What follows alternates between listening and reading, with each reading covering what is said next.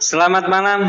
Eh, Jumpa kembali di Avicenna Channel bersama saya Fauzin dan masih ditemani dengan narasumber kita Mas Labib dari Avicenna Law Firm.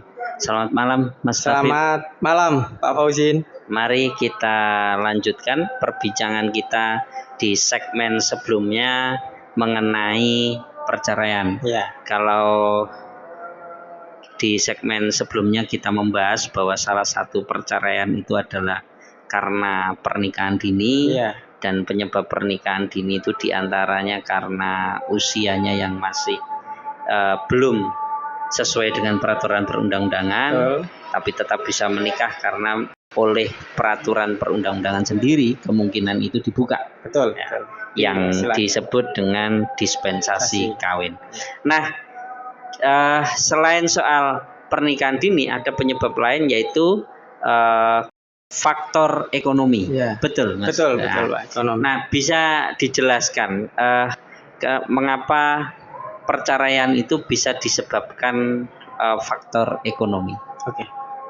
Memang faktor ekonomi ini kan diantaranya ada nafkah, kemudian pemenuhan kebutuhan sehari-hari. Sebenarnya rata-rata kalau di Lamongan itu pihak perempuan tidak banyak menuntut, Pak. Tapi memang yang selama ini kita jumpai adalah adanya pembiaran. Artinya tanpa kabar, kemudian tidak ada usaha untuk bekerja, untuk mencari nafkah, itu tidak ada. Nah, ini yang menimbulkan kebutuhan nafkah atau kebutuhan sehari-hari itu jadi terbengkalai dan artinya tidak diterima. Ini ya, mungkin bahasa sederhananya nafkah lahir terabaikan. Ya, nafkah lahir terabaikan. Itu penyebabnya apa? Apakah suami ini merantau, atau tetap di rumah tapi tidak bekerja, atau bagaimana? Nah, untuk itu kemungkinan terbesarnya adalah adanya pengangguran, Pak. Jadi berdiam di rumah, atau juga ada yang sudah berusaha mencari pekerjaan, tapi di situasi yang seperti ini, di tengah COVID-19 ini kan lapangan pekerjaan juga semakin menipis, begitu. Jadi pendorongnya juga karena situasi COVID, betul, sehingga menyebabkan warga Lamongan susah untuk mencari pekerjaan, betul, dan itu berdampak pada ekonomi yang kemudian menjadi penyebab perceraian. Ya. Nah, ini menarik ini. Nah, tapi sebelumnya orang-orang yang hari ini menganggur, yang kemudian sampai menyebabkan perceraian tadi, sebelumnya bekerja apa? Merantau atau bekerja di Lamongan atau bagaimana? Ya, rata-rata memang ada yang bekerja di pabrik buruh lah, Pak. Buruh harian, buruh lepas. Ini kan yang memang soal adanya COVID juga mengakibatkan mereka akhirnya dipecat, di PHK. Kemudian juga ada yang berdagang. Ya kan, rata-rata orang Lamongan kan berdagang, Pak. Cuman karena adanya COVID yang merantau jadi pulang, di Lamongan sulit membuka lapangan pekerjaan untuk dirinya sendiri. Nah, ini juga yang mengakibatkan bisa sampai ekonomi berimbas ke ekonomi kita. Berdampak pada ekonomi karena mungkin karena di PHK yang dulunya merantau jadi pulang di tengah situasi yang serba tidak jelas, tidak enak. Ini baik. Terus ada faktor apa lagi selain tadi pernikahan dini, kemudian ada faktor ekonomi. Yang berikutnya masih ada faktor lagi? Ada apa ya? Salah satunya itu kekerasan dalam rumah tangga, KDRT lah biasa kita singkat. Ya, itu. Ini memang sering lah KDRT ini menjadi faktor pendukung sebenarnya. Gitu. Itu bentuknya sampai seperti apa itu yang dimaksud dengan KDRT itu? KDRT ini yang dalam faktor perceraian ya, Pak. Ini memang lebih sering kepada kekerasan fisik. Artinya emosional, kemudian sampai kekerasan fisik itu seperti dipukul. Iya, dipukul. Ada yang sampai, kita juga pernah nangani klien yang sampai dibenturkan ke tembok. Nah, ini juga termasuk KDRT. Ada dibenturkan ke tembok itu yang luka kepalanya, badannya, badan. Ini juga sering lah. Ini yang jadi korban lebih banyak perempuan.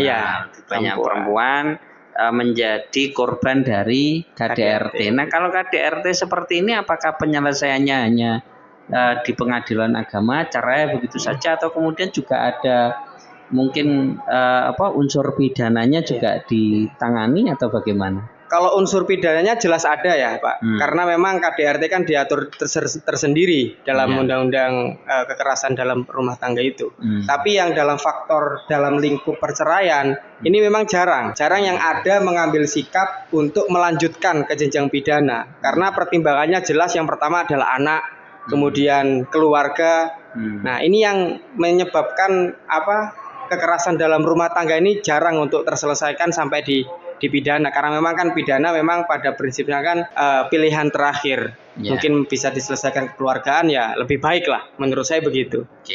Nah jelas ya, jadi bahwa faktor-faktor perceraian itu bisa karena pernikahan dini, pernikahan dini bisa jadi mungkin dalam menghadapi sesuatu karena mungkin kurang matang pertimbangannya, kurang dewasa, sehingga pilihannya ketika muncul masalah sedikit, pilihannya diselesaikan di meja perceraian, dibawa ke pengadilan. Itu bisa menjadi perhatian buat semuanya bahwa ternyata efek dari pernikahan dini itu dampaknya tidak baik.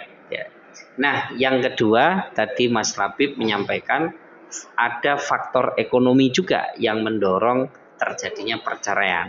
Dan yang ketiga ada faktor kekerasan dalam rumah tangga, KDRT, yang juga menjadi penyebab terjadinya perceraian di Kabupaten Lamongan. Nah ini tentu harus menjadi perhatian oleh semua pihak, baik itu pernikahan dininya itu tadi tetap harus hati-hati meskipun undang-undang membuka kemungkinan adanya dispensasi kawin, tapi bahwa pertimbangan kedewasaan itu menjadi penting supaya pasangan ini kuat menghadapi tantangan dalam berumah tangga.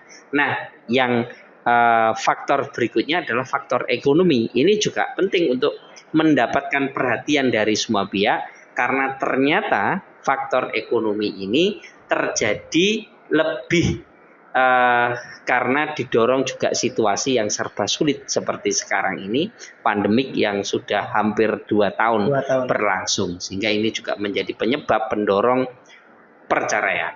Yang ketiga soal KDRT. Nah ini faktor-faktor yang menurut Mas Labib menjadi